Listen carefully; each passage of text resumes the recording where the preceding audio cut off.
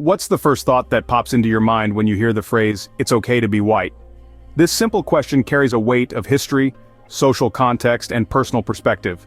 It's a question that invites introspection, a moment to pause and reflect on the complexities of race and identity in our society. It's a question that can evoke a spectrum of reactions based on our individual experiences. So, let's hear what some Black Americans think about this. We asked a variety of Black Americans for their thoughts on the phrase, "it's okay to be white." First, we have John, a university professor from California. He says, "The phrase in itself isn't harmful or offensive. It is indeed okay to be white, just as it is okay to be black, brown, or any other color. What matters is not the color of your skin, but the content of your character." Next is Lisa, a single mother from New York. She shares, "I feel conflicted about it. On one hand, it's true, it's okay to be any race, but the phrase has often been used to dismiss or belittle the struggles of people of color, so it can come across as insensitive." Then we hear from David, a high school student from Texas. "I disagree with the phrase, not because it's wrong to be white, but because it's often used to provoke or create division. It feels like it's said not in a spirit of unity but in a way that fuels racial tensions." We also spoke with Clara, an entrepreneur from Illinois. Clara says, "I think the phrase is misunderstood. It doesn't mean it's not okay to be black or brown. It simply means that being white is also okay. It's about equality, not superiority." Finally, we hear from Marcus, a retired Army officer from Florida. Marcus states, "The phrase is controversial because of its historical and political connotations. It's often associated with white supremacy movements, which is why it can be seen as offensive. But if we take it at face value, there's nothing wrong with it." And there you have it. A spectrum of thoughts and opinions on a phrase that seems simple at first glance, yet carries layers of complexity beneath its surface.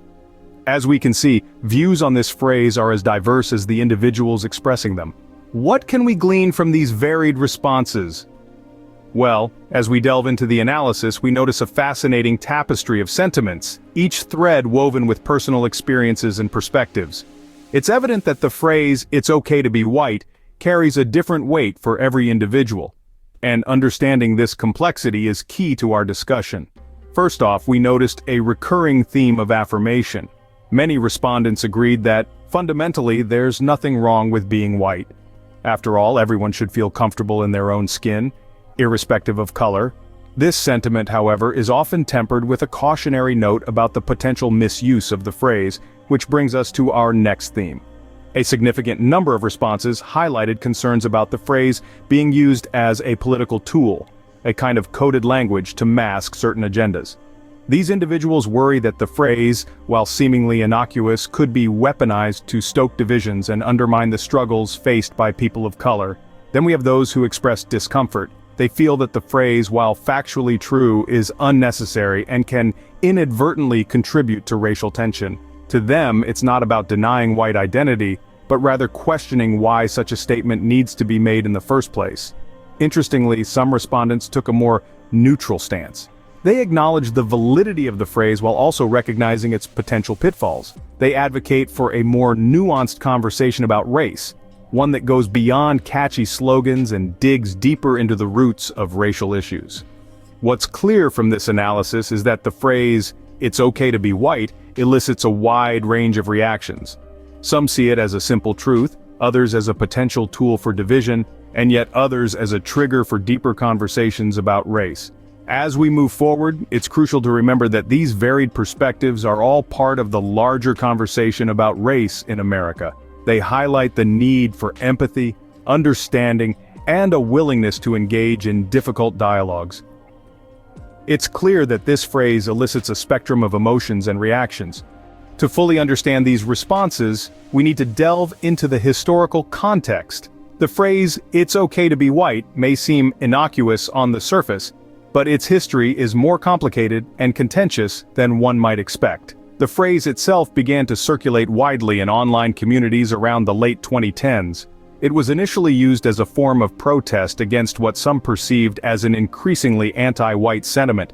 While the phrase, on its own, is a simple affirmation of identity, its use has been co-opted and distorted over time. Historically, the phrase has been used in various contexts, not all of them positive.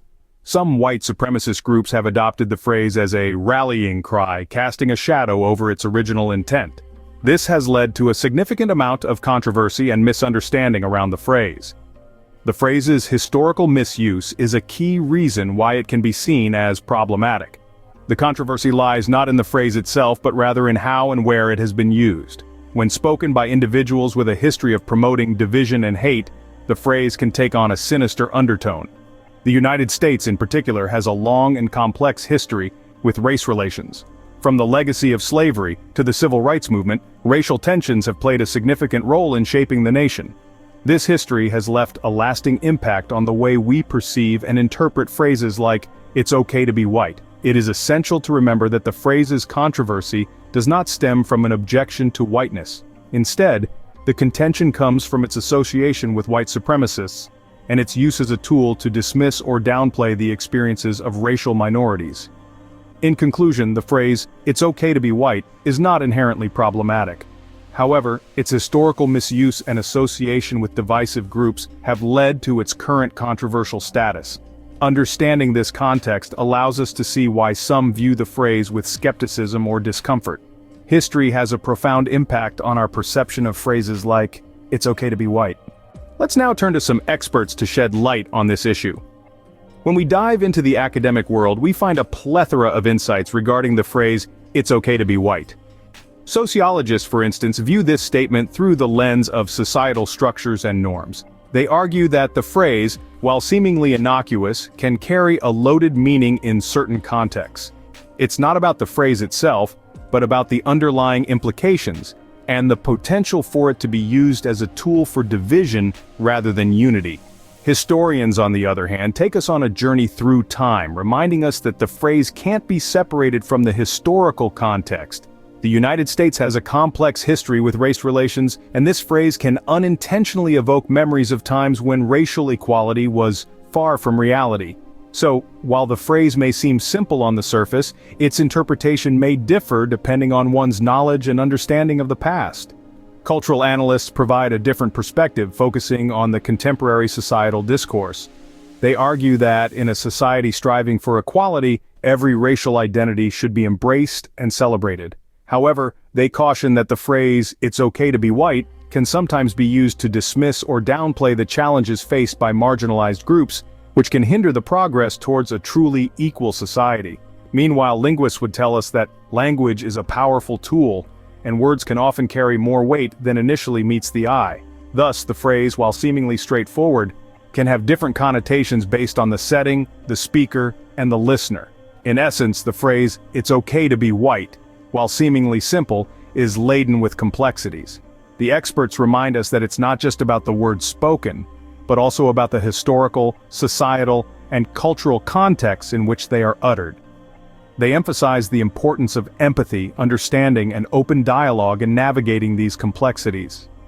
As we see, there's a lot to consider when discussing phrases like, "It's okay to be white." So what have we learned from this exploration of the phrase, "It's okay to be white"? We've journeyed through a range of perspectives, delving into individual experiences and historical contexts. We've heard from everyday people and experts alike, each with their own unique viewpoint on this complex issue. We've seen that this phrase, just 5 simple words, carries with it a myriad of interpretations and emotional responses, reflecting the diversity of our society's experiences and beliefs. It's crucial to remember that the phrase, "It's okay to be white," doesn't exist in a vacuum.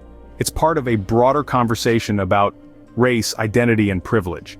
The responses we've heard today remind us of the importance of considering these larger contexts when analyzing such statements. We've also learned that dialogues about race are rarely simple or straightforward. They're layered with personal histories, societal structures, and cultural norms.